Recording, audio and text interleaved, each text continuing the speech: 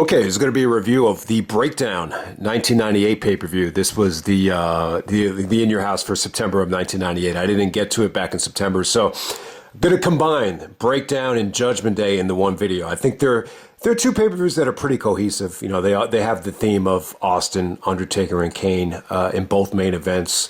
So this is how we're going to do it for the 25th anniversary of Breakdown and Judgment Day. So with Breakdown. Interesting poster here. You have Triple H on the poster. Once again, doing the DX stuff. Triple H actually tore his meniscus. I thought it was at SummerSlam, but it was actually on a Sunday Night Heat, believe it or not. And he will be out for a couple months. He had to get surgery with Dr. James Andrews, the same guy that did the quad. So this is probably where their relationship, where they bonded with the surgery and how well that went. So yeah, Triple H is not on the show, even though he's on the cover. And it's interesting because he actually did get a pay-per-view bonus, which was interesting because if you were on the poster and you were hot, you know, apparently they took care of you back then, especially in '98 when the business started to boom. But yeah, man, let's get down to business. This was September 27th, 1998. I would definitely say, like, if you put a gun to my head, I would say that, you know, someone asked me, what was the height of Austin's run, or what would you show people to really showcase the height of Austin's popularity? Not necessarily this show. I was a little bit underwhelmed with how over Austin was here, but I would say the very next night, you know, the Zamboni incident with Vince when he took the championship and framed it, and Austin came down to the ring with the Zamboni and attacked Vince. I do feel like that's the height of Austin's popularity, in my opinion. So we're going to go back to September 27th, 1998.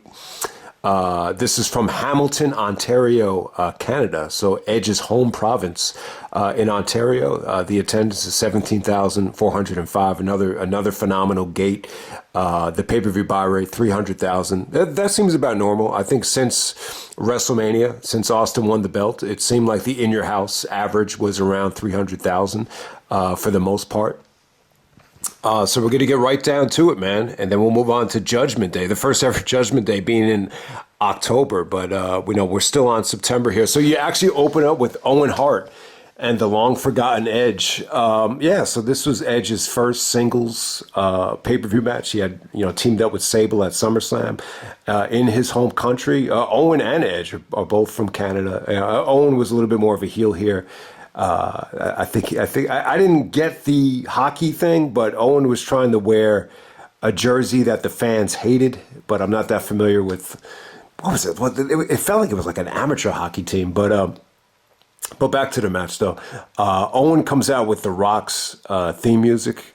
You know, at the time, Owen and The Rock had like the same exact theme. You know, with The Rock's theme, you had all these different sound bites of The Rock's laying the smackdown, know your role, shut your mouth. With Owen, you had all these Owen Hart sound bites where I think it's like, I'm not a nugget, enough is enough, it's time for a change. So very, very interesting matchup right here. I thought the match was really, really good. But however, though, like if you expect, you know, the Owen Hart from 1994 and the Edge from 05, 06 or 02, whatever, you're going to be a little bit disappointed. But I thought the match definitely had its moments. You know, the fans were all over Owen with the Nugget chants. You know, you almost forget that Shawn Michaels was the one that started that, where he kind of compared Owen to a turd or somewhat of a nugget that you weren't able to flush down the toilet. So you heard a ton of Nugget chants. Really, really cool match, though. I mean, Edge and Owen had a fast-paced match. It was good. I just felt like it was a little bit on the short side. I felt it was a little bit rushed.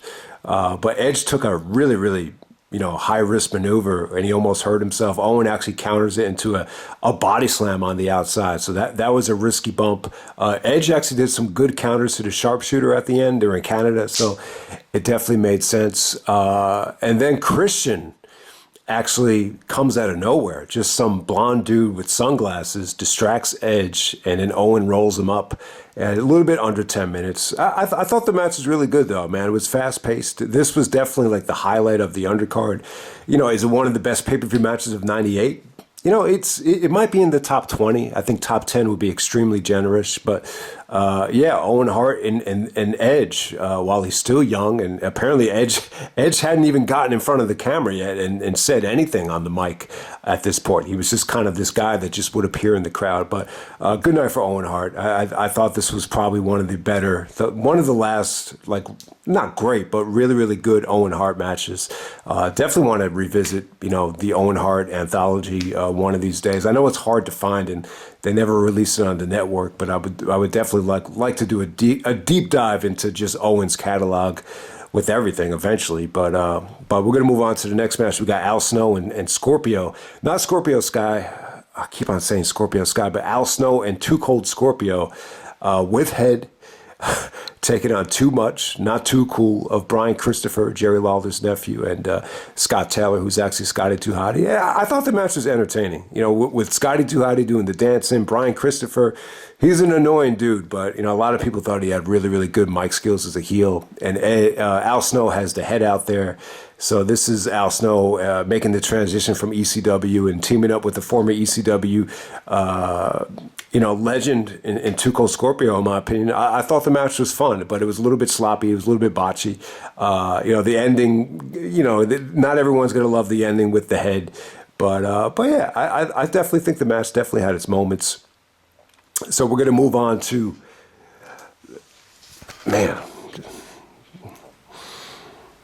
we're going to move on to Wild Man Marc Mero coming out there with Jacqueline to take on Droz, Darren Drozdov. So this dude just passed away recently.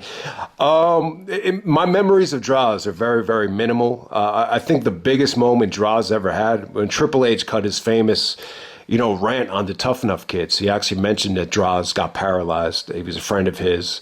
And like, if you piss on the business, you piss on someone like Droz. Droz actually made special appearances on Bite This. I think Vince wanted him to play Puke. Was this the same guy? I could be totally wrong about that, but yeah, I mean, he just had an unfortunate career, and I rest in peace. I heard he just passed away a couple months ago, but Marc Mero and Droz, it was a pretty forgettable match. I mean, I thought Jackie actually looked really hot out there. When Jackie came out, the fans gravitated towards her. You saw all these fans running from the concession stand to the ring just to get a glimpse at Jackie. I don't think Sable actually made an appearance on the pay-per-view. She did a backstage segment with Doc Hendricks. But yeah, Jackie gets involved. Marc Mero hits the shooting star press. I'd have to agree with Bruce and Conrad. Like, the shooting star press was pretty awesome. That was really the only highlight of the match. So the match definitely had a good finish, but for the most part, it's skippable stuff. Next up, you have Bradshaw taking on Vader. Two stiff monsters going at it right here. As Meltzer would, Meltzer, it seems to me like Meltzer said in 1998, almost every other match, according to Meltzer, the match had no heat. And this is just another one right here. Yeah, like the crowd was definitely dead for this thing. I don't know what it was. Maybe just lack of promotion. In terms of the actual match, it's pretty good in terms of stiffness. Bradshaw is a bully. He loves to attack, guys. He loves being stiff. So Vader was the perfect guy for him. But I don't know, just watching the match, it just felt like Vader was directionless. Bradshaw delivered a ton of clotheslines from hell where Vader kicking out of, and Bradshaw actually kicked out of the Vader bomb too. So I thought they did bust their ass. This is actually a Falls Count Anywhere match, but yeah, it seems like every single time Vader is on a 98 show, I say to myself, man, this had to be him wrapping it up here. But yeah, I mean, I'm going to say it again. This had to be just Vader just, throwing in the towel, and then that was pretty much it. But yeah, this version of Bradshaw, he looked like he was in good shape. He was pretty much no nonsense. But if it's funny. It's funny that when you watch this match, it's funny that Bradshaw ended up becoming champion for a whole year. And I don't think Vader ever won the title in WWE, even though he was supposed to have a run in 1996, during the Shawn stuff. So next up, we had D'Lo Brown taking on Gangrel. I thought it was cool. My brother always says it's about 1998. At that time, it was all about coming down to the ring. So Gangrel's entrance, always got a good reaction. But once the match started, I thought D'Lo was over. I love D'Lo. He didn't come out with the entrance theme now, but the theme music they gave him in '99. I love that song. I almost forgot about it, man. D'Lo kept on saying to Gangrel, you better recognize, you better recognize. So, I'm sure some people don't give a shit about this, but, it is true, though. Like, a lot of times in wrestling over the years, like, especially with Cena, like, Cena took all these phrases that became popular in the early 90s and, kind of brought them to light in the 2000s, like Word Life and You Can't See Me. And, the same thing was popularized with D'Lo chanting out the You Better Recognize. So if anyone doesn't remember, I think that the first one to do it, it was a guy that Dr. Dre was trying to push named Sam Snead. And there's actually a skit on Doggy Style where he gets into a fight with Snoop over a woman. And he said, my name is Sam Snead, you better recognize it. And then on the Murder Was the Case soundtrack, which came out a year later in 94, I think Dre helped Snead mix the beat.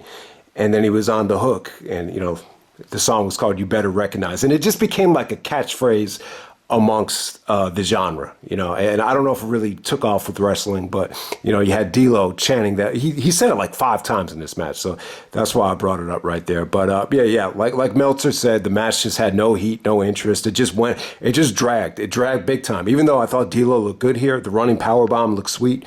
Mark Henry actually came out and helped him, and he got another powerbomb to put away Gangrel. But for the most part, I just thought after the first 2 minutes, the shit just dragged big time. All right, now we're moving on to bigger and better things. We got The Rock taking on Ken Shamrock and Mankind to determine the number 1 contender. So so Shamrock cut a promo saying he was going to win the belt. He must have been talking about the WWF title because I think Triple H is the Intercontinental Champion. So he was not able to defend it on this show, so I'm assuming that had to be vacated. So, this is just a number 1 contenders match. So it would have been interesting to see if Triple H would have been in this match. Maybe he would have taken Shamrock's spot. I'm not sure. But, you have a trilogy of interesting promos here. The worst one being from Shamrock. It was just a little bit cold. It didn't show a lot of charisma. The promo just came off outdated. The fans booed during the promo. This whole night for Shamrock was just, very, very much goes in line with what JR said about the King of the Ring. How the King of the Ring was basically becoming like the Sports Illustrated cover curse. For guys like Mabel, for guys like Billy Gunn, and I think you could probably put Shamrock in that category as well, because I don't really think the King of the Ring helped him the way they envisioned. If anything, I think The Rock losing the King of the Ring finals helped him because, The Rock was treated like a god here. So I guess at the time, Rock is technically still a heel. Mankind is technically still a heel, but, The Rock was cheered. There were Rocky chants before he even came out there. So it's funny, man, because Canada, so we're in Ontario here. This is the same province that where The Rock said, this is where it all started, in Toronto, when you people turned on The Rock. And it's funny because when you go back to 98, like this is, I know at Madison Square Garden, some of the fans got behind The Rock, but it wasn't to this level here. So it's funny, in Canada, they were the first ones to cheer The Rock to a degree. And then when you get to WrestleMania 18, they were the first ones to really boo The Rock hard, from what I remember. I don't think WrestleMania 17 counts for me. That was, that reaction wasn't that defined as WrestleMania 18, which was a little bit more hatred and just over the top with the booing to The Rock there. But yeah, Rock's promo was awesome. He actually mentioned, I think he called Shamrock a schmuck. First time I heard the word schmuck in a long ass time. And for anyone that doesn't know what it is, it's actually the foreskin that they throw away when a Jewish kid is actually getting circumcised. So the Rock, I think Rock called Shamrock a schmuck. He was also referring Mankind to a piece of monkey crap. It was just vintage Rock. It was awesome. The fans were just behind it every step of the way. And then it's funny because Foley actually out-promoted The Rock. I think he called the People's Elbow an abortion of a move. And so Foley was not a big fan of the People's Elbow at first. Like, he thought it was like, especially like in 97, he just didn't think it was like, he just thought it was a joke. But it actually got a bigger pop than Mankind's leap from the top of the cage. So it's funny. But yeah, this is where Mankind said, or Foley says about Bill Clinton. He said that our commander-in-chief puts our country in jeopardy for a girl that I would have turned down in high school. So taking a shot at Monica Lewinsky not being attractive. And it's true. I remember my family had discussions about, Bill Clinton getting oral sex from Monica Lewinsky, the intern in the White House. And I think my Aunt Rosie even said, I don't see the appeal. She's actually kind of fat. So, it was just kind of funny that, not a lot of people found Monica Lewinsky to be that attractive if Bill was going to, cheat on Hillary in the White House. So that's what really stood out there. And I think Foley actually shouted out someone very well respected within the inner workings of the business. I just can't remember his name. But the match was fun, man. The match was really, really fun. Triple threat match in that blue steel cage. It actually came down from the rafters. So usually you would have to, set those steel cage matches, up, after the previous match, but you didn't have that. So that was good. That usually killed a lot of time. So, all right. So this is a triple threat steel cage match. This is really the start of the company doing triple threat matches, on a permanent basis, so with Rock, Shamrock, and Mankind, to me, this is the match of the night. I think it's one of the more, I think it's definitely one of the more entertaining matches of 1998. It's an entertaining match. I thought it got off to a slow start. I think at the beginning of it, the fans did not know what to think here. It just felt a little bit weird because you have the heels being heels and, Shamrock's trying to be a babyface and it just didn't work. Throughout the rest of the match, man, the fans started getting on Shamrock. They were chanting Shamrock sucks. Anytime Shamrock, broke up anything, the fans started booing like crazy. The People's Elbow got a monumental chant. This was a double People's Elbow. The fans went crazy. Mankind did the elbow drop from the top of the cage. So yeah, that was cool. I mean, it was cool, man. Like Shamrock had some really good breakups where he transitioned into an ankle lock. I mean, there were moments where it wasn't really pretty. But goddamn, man, Shamrock took a nasty unprotected chair shot from Mankind. So you could actually go over the cage to win, or you could be pinned or submit. And, after the chair shot, Foley tried to escape the cage. And then Rock, covers Shamrock after the unprotected chair shot. And then they do like a wide shot of the pin. And it came off great. It was a nice camera angle. You get to see the whole crowd pop as The Rock actually gets the pinfall there. So yeah, a fun triple threat match. I don't think the three guys here had amazing chemistry. I think at the time people were still, the wrestlers were still struggling, to make this triple threat, format work. I think at the time it was very difficult, because it was a little bit foreign to I think a lot of people because they didn't do triple threats that often. But what you really take away from this match is just the crowd reaction. Anytime you have the fans chanting for heels and booing the crap out of a babyface that just won the King of the Ring, it always makes for an interesting environment. And yeah, I thought Rock was great. There's some of the transitions into the Rock Bottom got great reactions. Foley, I wouldn't say the fans were crazy about Foley, but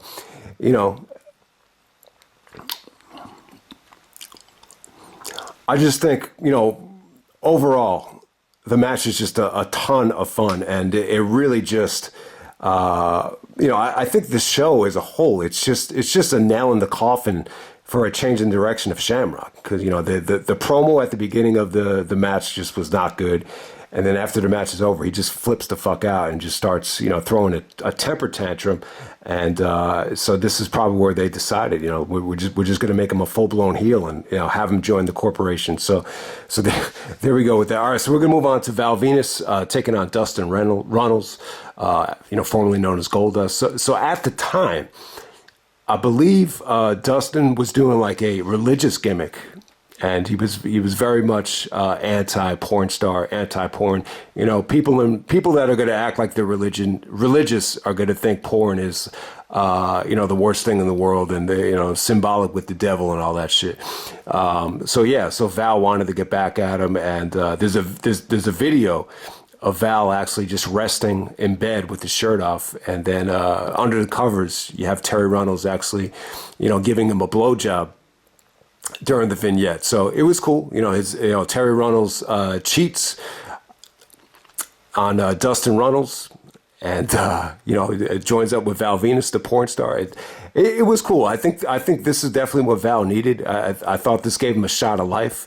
So obviously Jenna Jameson wasn't attractive enough for Vince McMahon. So why not just put him with Terry Runnels? Yeah. So I think Val, you don't want to see a male porn star without a female. It's just like, why would you want to watch a male without the female? So it's same thing with wrestling too. I felt like he always needed, a female porn star out there with him. So yeah, I mean, Terry is the closest thing you have probably to a adult performer in wrestling. So I thought it was cool. I thought it was something different. It made the fans kind of. It was supposed to make the fans feel bad for Dustin, but I'd have to agree with Meltzer. Like, at 29 years old, he just looked a little bit out of shape, and he looked like an old 29 at the time. And it's funny because I definitely think Dustin, had better years, since then. I just think he got in much better shape since that time. But yeah, the Terry looked amazing out there. I thought she looked really good.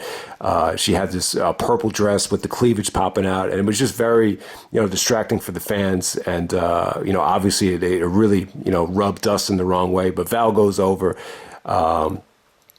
Val actually goes over with the the money shot, and it was cool. It was definitely it wasn't a great match, but I just think this is what Val needed. I think him, if he's not going to be out there with Jenna, the next best thing would just be to have him out there with Terry. I just don't know if this ever really took off, and considering that Terry was out there, you can make the case that the fans were more interested in seeing her tits than the actual match, and I think that's what hurt it more than anything. But I did think this was a good step in the direction for Val and Dustin. I think the storyline was actually quite interesting, even though if the match, I don't think the match really hit, as hard as they would have liked to. All right, next up we have D-Generation X of Billy Gunn, Road Dogg, and X-Pac taking on Jeff Jarrett and the Southern Justice dudes. So these guys are formerly known as the Godwins. I didn't even realize that. It was tough to tell who they were because, I think they wrestled with sunglasses on. So this is Dennis Knight and Marc Canterbury, formerly known as the Godwins, teaming up with Jeff Jarrett.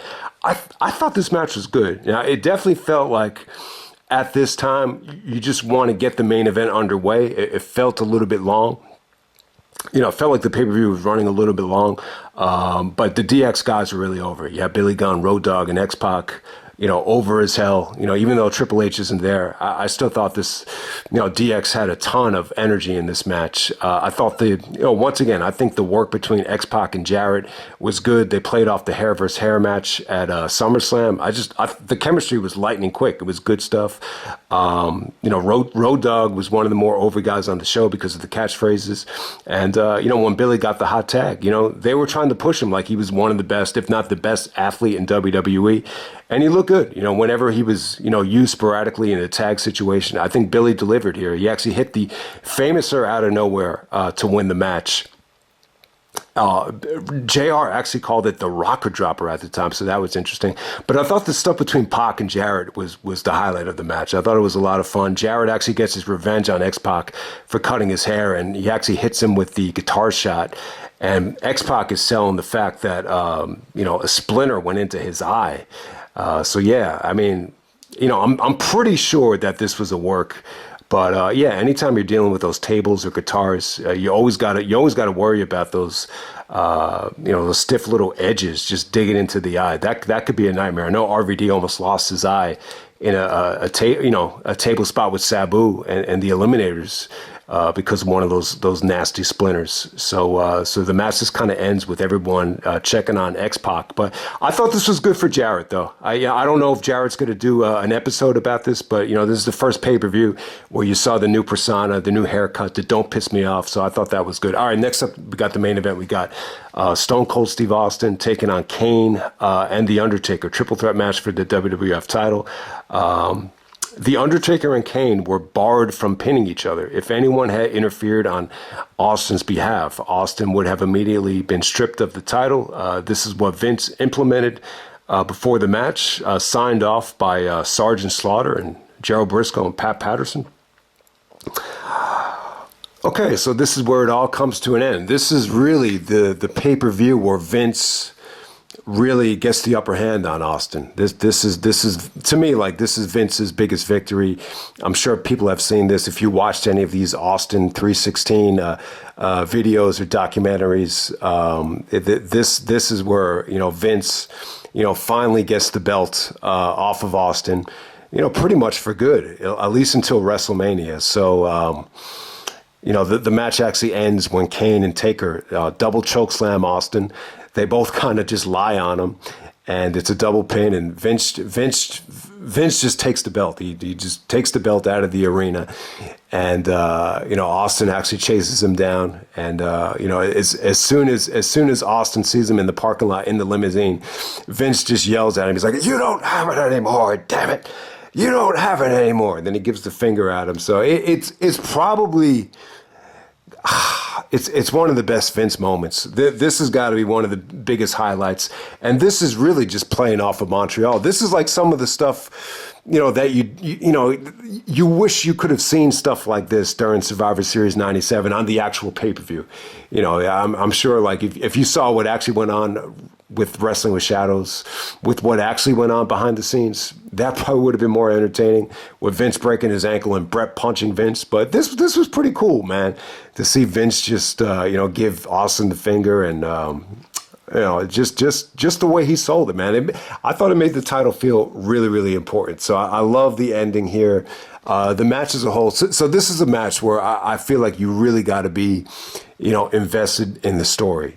Like, if you weren't watching Raw, and say you just pop in this into like a 1998 mixtape featuring wrestling from all over the world, and you just watch this, you'll be bored to tears. I mean, you really will. I think Kane looked lethargic here. I think it was slow at some points.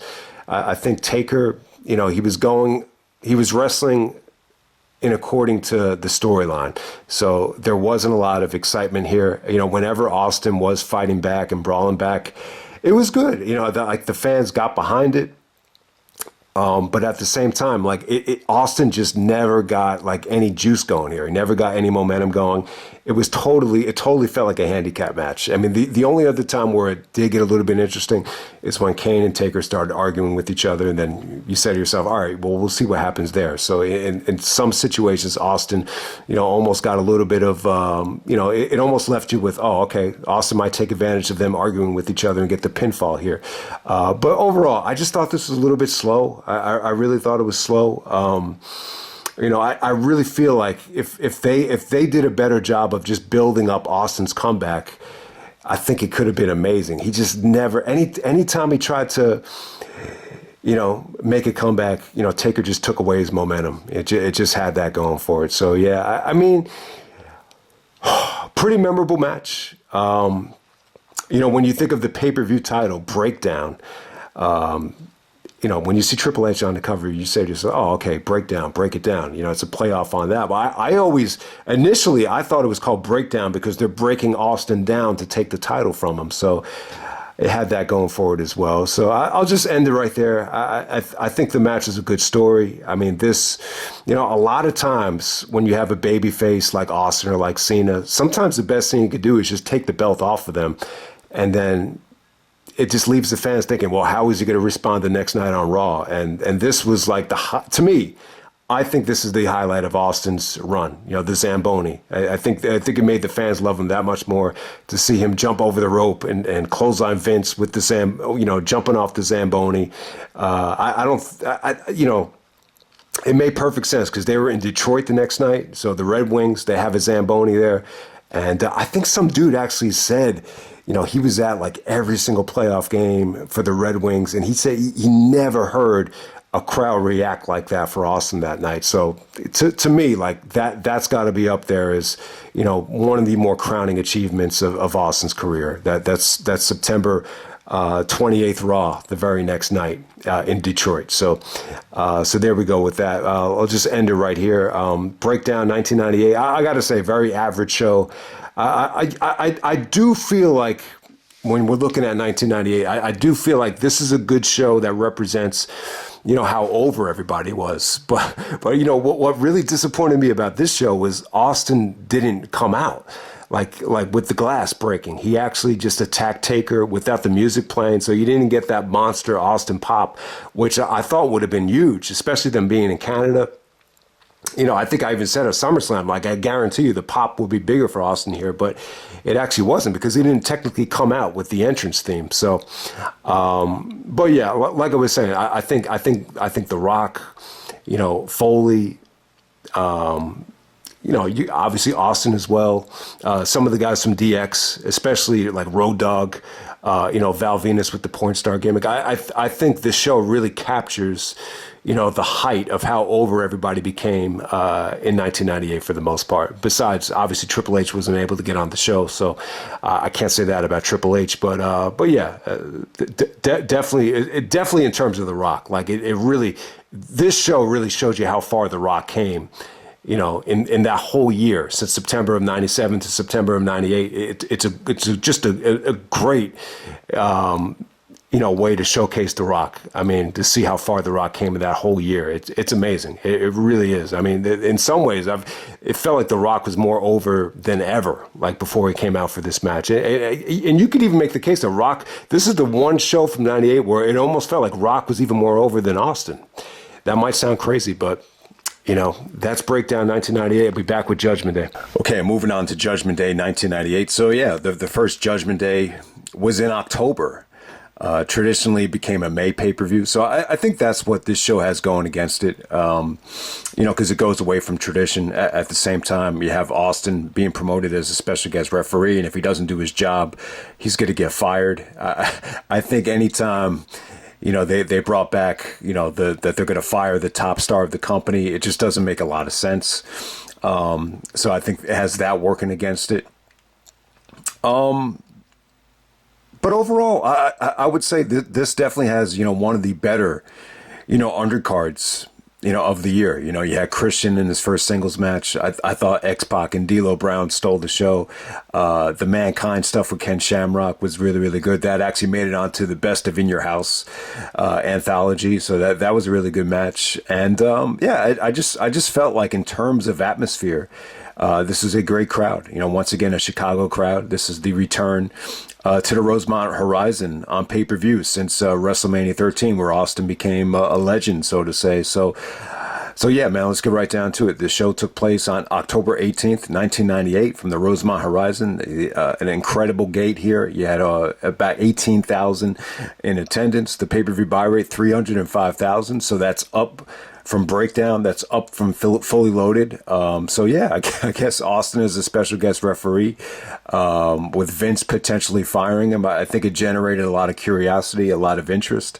I mean, they did some incredible stuff, you know, leading up to this show with, you know, Vince actually breaking his ankle from Undertaker and Kane. I remember Vince gave Taker the finger, and that pissed Taker off, and then they broke his ankle, and then, you know, Vince was in the hospital, and then that's where you have Foley dress up with Mr. Sacco and the clown Yerple. The Vinny's Got a Sweet Tooth stuff, and then Austin came in as the special doctor and just clocked you know, Vince McMahon in the hospital. So you know, that was really, really entertaining. And plus, you have the whole stuff with the Zamboni. I think the company just had a ton of juice. You know, I think you could promote Austin in anything at this time. You could promote Austin as a special guest, you know, timekeeper, and it still probably would have done pretty well. That's the power I think Austin had in 1998. But yeah, to me, like, I think, you know, having him as the guest referee, I think it's a tough sell. Like, to use a porn analogy, it's almost like, you know, buying a movie with Jenna Jameson or Jenna Hayes on the cover, and you know, they're not going to have sex during the movie. They're just going to watch and do whatever as other people are having sex. Like that's kind of like the analogy I would use for this particular main event. And, you know, to use a movie analogy, a much more, you know, acceptable analogy, it's almost like a Rocky movie, and Sylvester Stallone's not even going to fight. He's going to manage, which was pretty much Rocky V up until the street fight with Tommy Morrison. But you get the point. I think it's a tough sell to have the you know, the biggest star in the company as a special guest referee. But hey, I think the possibility of him getting fired,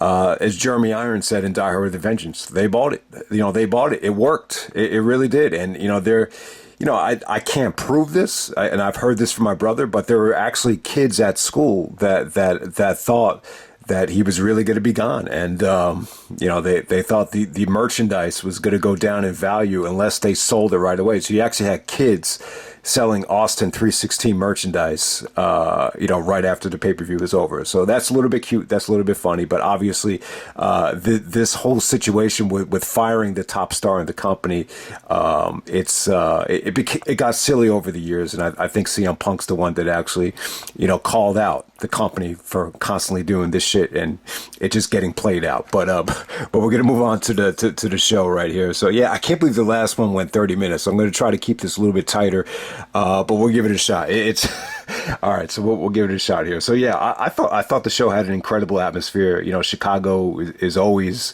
money in terms of atmospheres. But I wish they could have gave them a better main event here. I think the main event brings the show down. This is probably the worst Undertaker and Kane match. It's a very watered down main event for a lot of reasons. But I kind of think the situation. I'm not going to say the match delivered, but I think the situation delivered in its own way. I thought it was actually pretty cool. And biggest pop for a special guest referee ever. Even bigger than Michaels at SummerSlam '97, which I love that performance. That performance was better, but the pop was bigger here. And, not just the best pop for a referee, but maybe the biggest pop ever in the main event of a pay-per-view. I mean, I thought the pop was that good. They're in Chicago, so it makes sense. Austin's actually wearing, I think he debuted a new T-shirt here with the blood letters of Austin 316, and then you have the face from WrestleMania 13 with the blood pouring down on the back of it. This might have been the first pay-per-view where he actually, wore that shirt. But yeah, let's try to speed through this shit, man. We got Al Snow taking on Marc Mero in the opening match right here. Pretty good atmosphere. Once again, Marc Mero is just not good at the little things. The shooting star press he actually missed here. Snow actually goes over with the snowplow. But I got to say, I thought the head stuff actually caught on over the next month. So I just remember at the time, just a lot of people were watching the company. So you had Al Snow with the head. You had, Val Venis with the gimmick, just a lot of people were watching, and this is probably like the twilight of guys like Al Snow and Val Venis's career, because, the company was just on fire in terms of just getting eyeballs on the product. And then we're going to move on to LOD 2000 with Animal Hawk. So Hawk just got back out of rehab, and they're teaming up with Droz, and they're taking on this Disciples of Apocalypse. I thought we were through with this shit, but it does kind of make sense. LOD is in Chicago. You want to sell extra tickets, so you definitely understand it. The crowd hated Droz, though. Droz actually looked in much better shape than LOD at this time, and he looked more like Hawk. From like the early days, with just the way he had the mohawk and his physique and everything. But yeah, the crowd just wasn't into him. So Droz actually stole the pinfall from Hawk. And, Hawk and Droz had a little bit of tension at the end right there. So that's pretty much how it ended. But yeah, I was a little bit surprised that they put LOD back on pay-per-view at this time. But we're going to move on to Christian coming out there with Gangrel to take on the light heavyweight champion, Taka Michinoku. Good match. I thought this could have gotten more time, though. This is Christian's pay-per-view debut as a single star, and yeah, he actually wins the light heavyweight title. I thought Christian was good here, man. He's wearing like an oversized, white dress shirt here with the long blonde hair. It was good, though. His mentality here is very reminiscent of the Christian today. It almost felt like a no-nonsense, angry Christian. No comedic stuff at all. And he wrestled a good match here. This is him as more of a high flyer and a serious competitor rather than a chicken shit heel. Taka Michinoku I thought he was good here. I thought everything was good. Some good high flying. The springboard crossbody from Christian onto the outside was cool. Taka did some really, really good stuff off the top rope, but Christian actually wins by countering a Michinoku driver into a small package to win the light heavyweight championship. But, Bruce was saying on the podcast that Vince, just wasn't into the cruiserweight style, with just letting the cruiserweights just go out there and deliver without any story. He just, Vince just wasn't into it. And, that will be the reason why, this championship never was as prestigious as the cruiserweight belt in the WCW. But hey, man, the bottom line is, Christian, huge match for him. Christian is relevant right now. And I was just kind of thinking, like, what really made Christian this good of a worker, this good of a performer? There's two stories that really come to mind. I remember one time he told a story. I think he was working in Canada. He was like at a barn in some farm in Canada, and he was with like all these older guys, and they were a lot older than him. And I think he said to himself, and it's kind of a depressing story, but he said, he promised himself he'd never end up, being one of those guys. And then WrestleMania 19 as well. I remember he told a story when he was watching WrestleMania 19 with everybody else, backstage or whatever. And he said he promised himself he would never, put himself in position to feel like that again. But hey, that he did nothing wrong there. WrestleMania 19 was, that was a great WrestleMania. But I always say, the better WrestleManias are the ones where feelings get hurt. But I'm not going to lie to you. I think the show would have even been better if you had guys like Christian and Rob Van Dam on that show. But it is what it is there. Christian's, doing some of the best work of his career. Before Bound for Glory, I decided I want to do a, Christian Cage, the instant classic, a DVD review of that. I just feel like that's, Christian's hot right now. I just think it makes more sense than doing a best of Bound for Glory or another Bound for Glory review, because they're not that accessible right now. But yeah, look forward to that Christian instant classic review coming soon. And next up we had Goldust actually taking on Val Venis with Terry Runnels. So, the Dustin Rhodes religious character, it didn't quite work out that well at the last pay-per-view. So when they brought back Goldust, it got a huge pop. He actually gave Val Venis a gold, what was it, not a jock strap, but, a cup. Baseball players wear a cup so they don't get hit in the nuts. So it was almost like a warning that he's going to kick him in the balls. I don't think Val actually wore the cup in this match. But it was good, though, man. I think the Goldust character, it was a little bit more rebellious than, Dustin's religious character. So it worked. The pop worked. I just thought this was a better match. They didn't have the burden of going on right before the main event. So everything about it was good. I mean, they don't have the best of chemistry here. Terry and Goldust were doing some trash talking, and, Goldust was actually mocking Terry with some, humping signals. So then that kind of led to, Val missing. And then Goldust just kicking him in the nuts to get the pinfall there. So good stuff, entertaining stuff. And like I said, time and time again, I love the idea of putting, Terry with Val. At this time, it's very reminiscent of, Terry being with Pillman. But I think she was anti-Pillman. Like, she just wasn't cool with it. It was almost like Pillman was treating her like a sex slave. This was the opposite. This is Terry just being totally invested in the Val Venis, porn star character right there. But, a nice little return for Goldust. And we're going to move on to X-Pac taking on D'Lo Brown for the European belt. I thought this was the match of the night. Chyna was actually at ringside. So you saw some interference between Chyna and Mark Henry, which took away from the match a little bit. But for the most part, X-Pac and D'Lo Brown had a good match here. This is much better than the match they had at Fully Loaded. I just couldn't get invested in that match. But, there really wasn't much of a story here. And that's the biggest gripe that Bruce had with it. But I thought this was really good, man. At the time, the Nation and DX were so well defined. That rivalry was already established. Triple H is still injured here. So, yeah, Pac and D'Lo really carried the burden. They got time. D'Lo got a ton of heat out there. There was actually, in the balcony, there was a huge D'Lo sucks sign.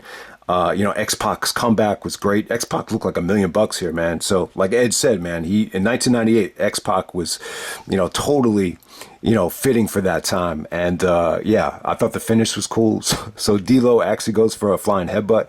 X-Pac counters it into the X Factor. So I thought you had a good finish. I just think everything here, you had a hot crowd. Everything about it was good, man. I didn't feel like I was totally disconnected from either guy. I felt really well invested. I think this is the match of the night. So if you want to find an underrated match from 1998, and I say, man, these 1998 shows, for the most part, they're not that good.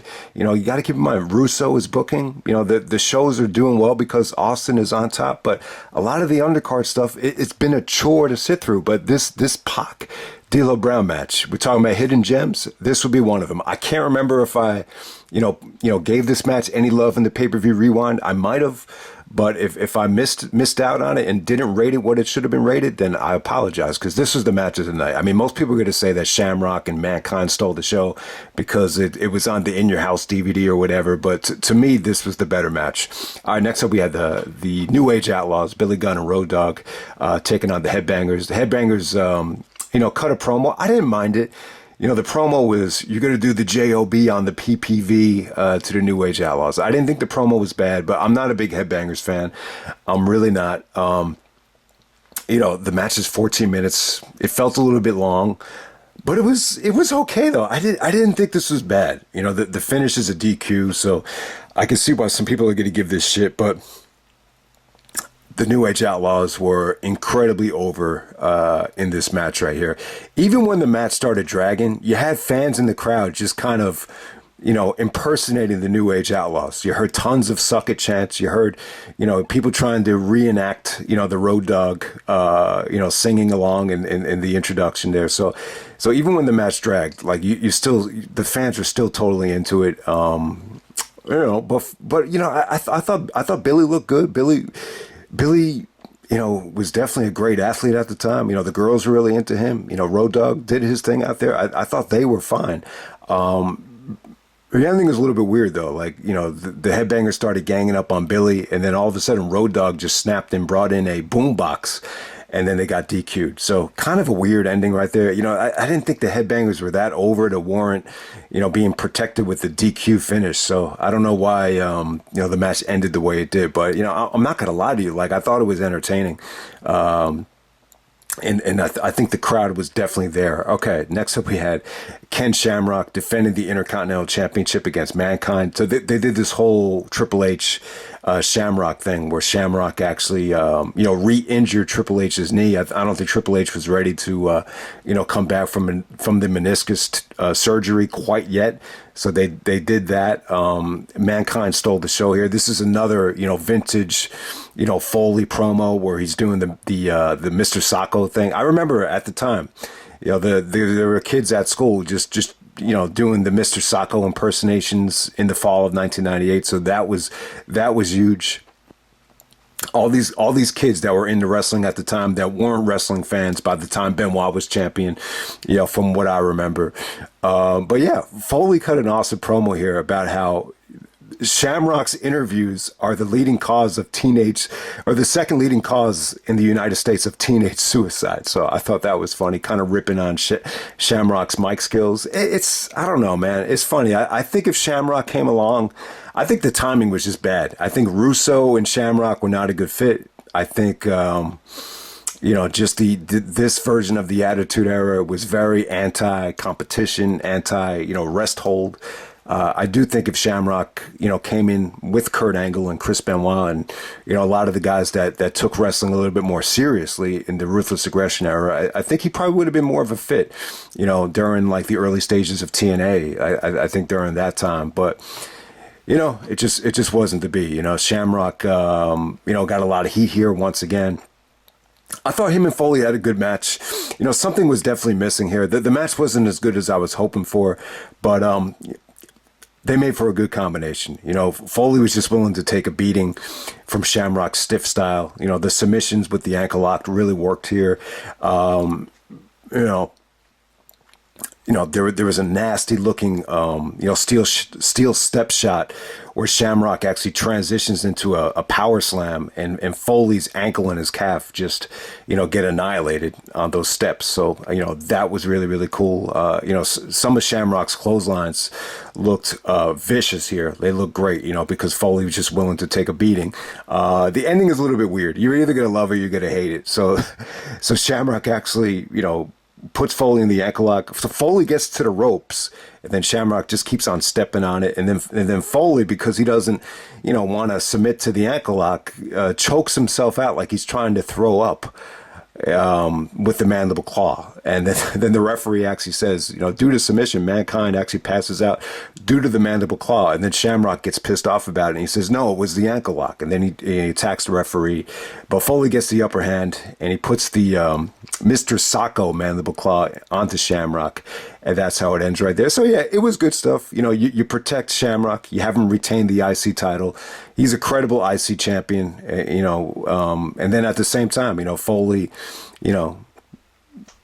I guess Foley's somewhat protected because he didn't submit to the ankle lock and he got the Mr. Sacco on Shamrock, to kind of build, momentum for Survivor Series. So definitely Mankind and Rocky are definitely building a ton of momentum, heading into Survivor Series, which is what this pay-per-view is all about. It was just to kind of buy them some time, going into Survivor Series. And then the next match, The Rock got another awesome pop. It was a double pop, just like Bruce said. They pop for the music, then they pop again when they see The Rock. So Mark Henry actually cut a promo and a poem to China, which actually wasn't that bad. But, a poem in 1998 is not going to resonate with anybody in the Attitude Era crowds. But, the match is okay. It was very Mark Henry dominated.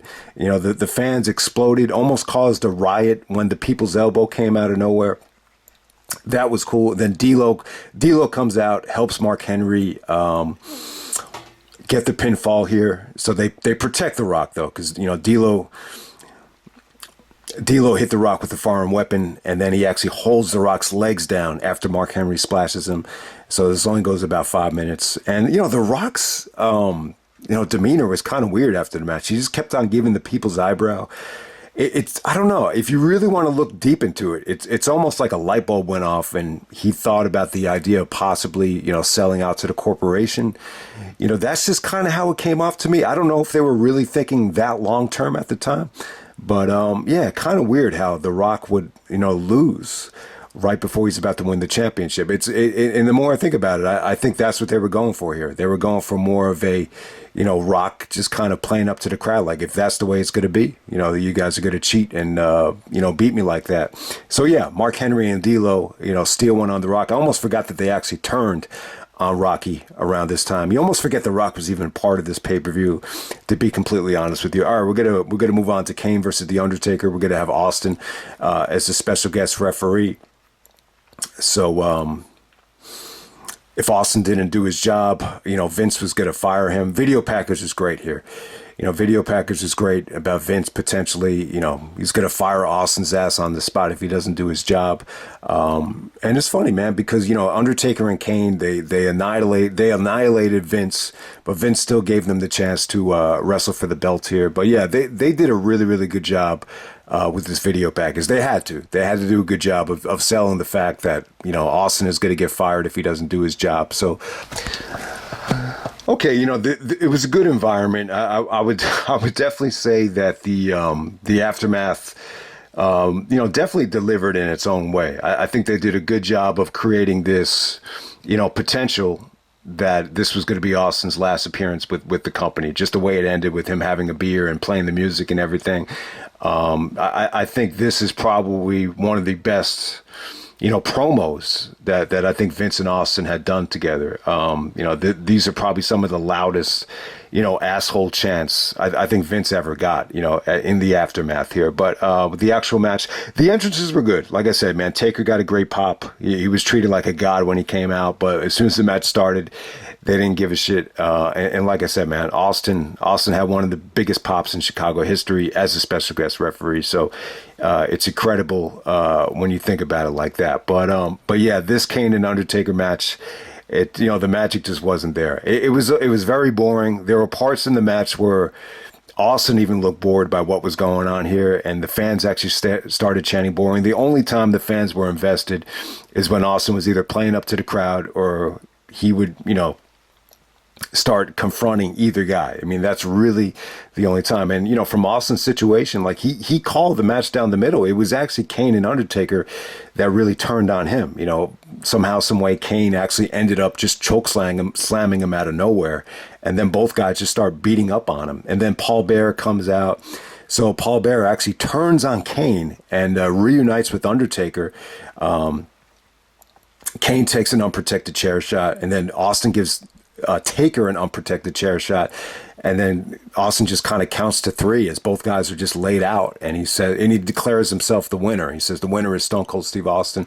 Then he goes looking for Vince. He can't find him. He actually finds Owen Hart in a windbreaker. Jerry Lawler called him the Blue Blazer. I don't know what that was about. And so Austin comes back to the ring, and then Vince actually appears above the Titantron, and the fans are just chanting asshole at him. Someone actually throws a shirt on his head and actually covers up his head. And then Austin goes like, I can't hear you, Vince. You got 20,000 people calling you an asshole. So yeah, Vince delivers a shot heard around the world. He says, screw you, Austin.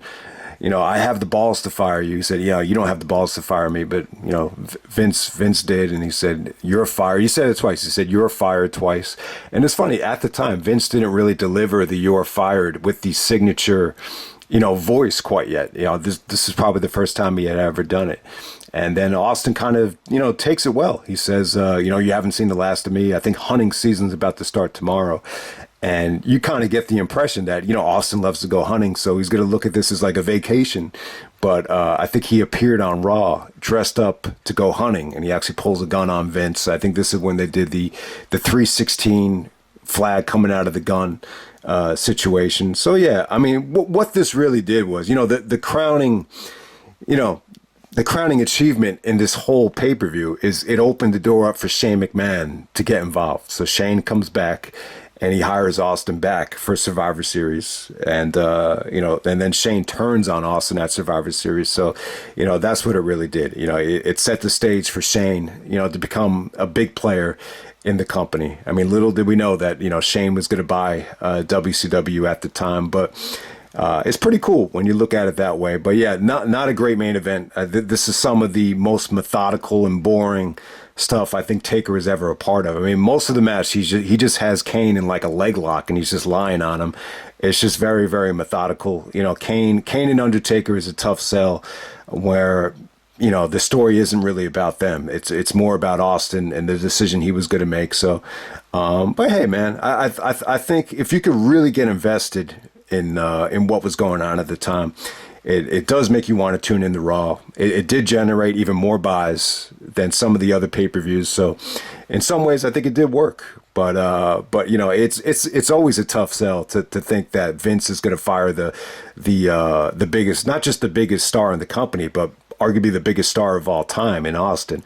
It would have been a little bit more believable, and it would have aged a little bit better if Austin cut a promo saying to Vince, like, I'm a corporate nightmare. You don't want me in the company because, I'm not going to appeal to the advertisers and the sponsors, and you want to make this a kid's product like you've done so many times with that piece of shit Hulk Hogan. Like, if you did something like that, I think it would have been a little bit more believable, especially when you go back and watch this shit 25 years later. But let's just end it right there, man. That's Judgment Day 1998. I would say a fun show, but I think at the time it was really about just setting the stage, for Raw the next night, and that's what it really did. So we'll end it right there, and I'm out.